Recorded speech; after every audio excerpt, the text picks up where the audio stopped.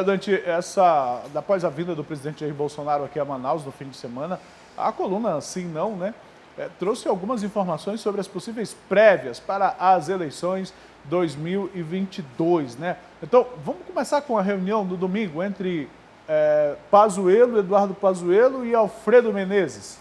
Pois é, Manuel, teve muita articulação aí nos bastidores, né? Muita coisa, isso aí todo mundo acompanhou o que estava pela frente das câmeras, agora por trás tinha muita coisa acontecendo ali, muita articulação rolando, e uma das principais talvez, seja justamente essa em relação a uma chapa, a uma frente aí de direita, né, aqui no Amazonas, de olho nessa candidatura de 2022, tanto o governo quanto o Senado.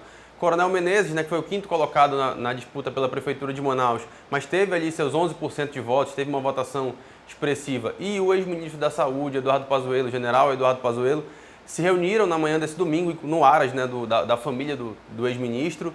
E segundo o Coronel Menezes, ele postou aí nas redes sociais, e era uma conversa de olho em projetos presentes e futuros, né? O Coronel Menezes não tem escondido em nenhum momento, não tem se furtado de falar que é candidato, usa inclusive várias hashtags ali de olho em 2022, CM 2022, ali já flertando até com a candidatura, pedido de candidatura antecipada, ali é propaganda antecipada. Então ele vem se colocando de fato como um candidato e tem puxado essa frente dessa articulação, desses nomes mais ligados à direita aqui no Amazonas. O Coronel Menezes é do Patriota, né? Mas não descartaria, não que ele não tem nada comentado em relação a isso, mas não descartaria que eles chegassem, filiassem a um partido só todos para tornar essa candidatura viável, né? Nessa conversa aí, o Pazuello também pode ser candidato pelo Amazonas, por exemplo, à vaga de Senado?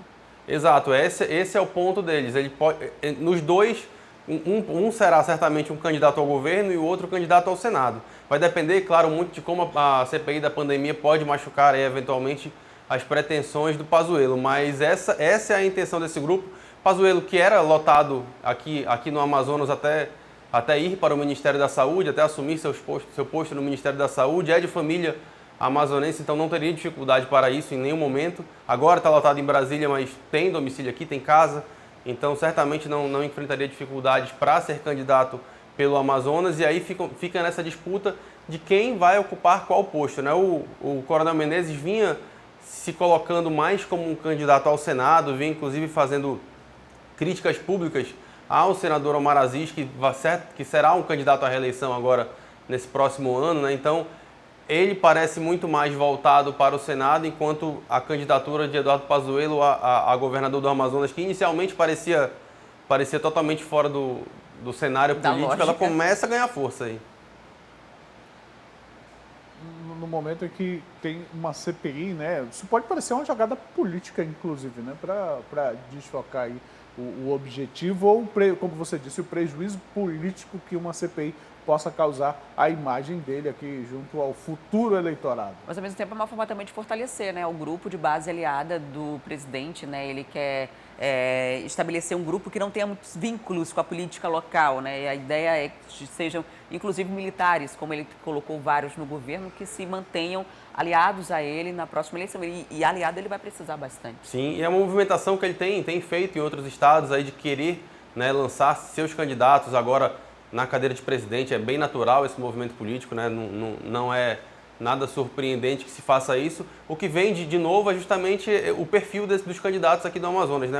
A gente viu, por exemplo, lá na eleição para a Prefeitura de Manaus, estava todo mundo querendo chamar o Bolsonaro de seu ali, né, na Prefeitura. Por mais que Coronel Menezes fosse declaradamente o candidato dele, aí você tinha Chico Preto, você tinha Alberto Neto, você tinha inclusive essa divisão aí de candidatos de um perfil mais à direita, talvez tenha até custado uma eventual vaga no segundo turno, porque se a gente somar, né, todos esses candidatos, foram mais de 20% ali dos votos, que dava para crescer um pouquinho se fosse, né, de fato a intenção do grupo formar essa união. Parece que essa união agora se desenha, o próprio capitão Alberto Neto, o delegado Pablo estão sempre acompanhando, então a movimentação de partidos, né, a movimentação de filiação partidária desses deputados federais certamente vai acompanhar essa movimentação que for feita aqui nessas candidaturas majoritárias para 2022. Agora, como candidato, pretenso candidato, o Pazuello precisa dar alguns bons exemplos, como, por exemplo, o uso de máscaras, né? Ele foi flagrado lá em Brasília, no shopping, sem utilizar ele foi flagrado sem utilizar máscara, na verdade, isso aqui em Manaus. Ele que assumiu um cargo importante em Brasília, né? Exato, ele está lotado na Secretaria-Geral do Exército, lá em Brasília. Foi lotado na sexta, veio na sexta para Manaus e continuou, pelo menos até ontem à noite ainda estava aqui. Né, e foi flagrado no shopping, ali no shopping aqui da cidade. Foi questionado, inclusive, pela moça que fez a foto que viralizou ontem à noite nas redes sociais. E ironizou, né? Resolveu brincar, tirar por baixo, dizer que, onde é que eu compro isso, né? Então é uma postura que não chega a surpreender, dado todo o histórico, né, dele em relação a negacionismos e demoras para compra de vacinas e várias outras coisas. Agora, se quer ser candidato, dá pelo menos o exemplo, né? Pelo menos finge que está se preocupando com a população. A gente sabe que numa hora dessa, quem está circulando pelos shoppings sem máscara, quem está circulando nesses lugares, em bares sem máscara e tudo mais, depois pode fechar o lugar desse, né? E aí a pessoa que está trabalhando ali vai ser a principal prejudicada no final das contas, fora a questão da saúde, né? Então não dá para você defender uma abertura, uma liberdade sem se preocupar com o outro. Acho que é o mínimo do conceito de sociedade que a gente tem. E aí o ministro mais uma vez pisou na bola bem feio. Agora, Dante, a vinda do presidente apontou para algumas possibilidades na campanha de reeleição dele, né? Onde entra o deputado amazonense Átila Lins nessa discussão? O deputado Átila, ele veio aí como um grande articulador nesse momento, né? Ele foi um dos que a gente teve, por exemplo, no início da cerimônia lá da sexta-feira, teve um anúncio de agências da Caixa para o interior. O deputado Átila foi um dos principais articuladores para essas agências chegarem aqui a esses 3 municípios do Amazonas que não tinham, e ele, na condição de alguém que está muito próximo, que acompanhou toda essa movimentação, tanto de antes, inclusive, desde a eleição ali para a presidência da Câmara, ele é do partido de Arthur Lira, o presidente da Câmara, então ele trouxe essa informação ali apurada nos bastidores pela Aruana Brianese, de que o próximo candidato a vice-presidente, né, porque o Bolsonaro certamente não marchará com Hamilton Mourão na próxima eleição, ele disse que o próximo candidato será do PP. A gente ficou nessa do Progressistas, né, que é o mesmo partido de Arthur Lira, partido do Átila. Então a gente ficou tentando mapear os nomes ali, quem seriam os eventuais nomes do partido para essa composição. Porém, ele deixou claro que pode ser alguém de fora, né, que venha um nome escolhido pelo presidente será afiliado ao Progressistas, segundo aí o Átila Lins, que é alguém que está bem próximo ali, é um dos principais representantes do Centrão ali na Câmara, um deputado de larga experiência e de largo trânsito ali entre os bastidores da política. Então ele que foi colega de parlamento de Jair Bolsonaro, trouxe essa informação aqui para a gente.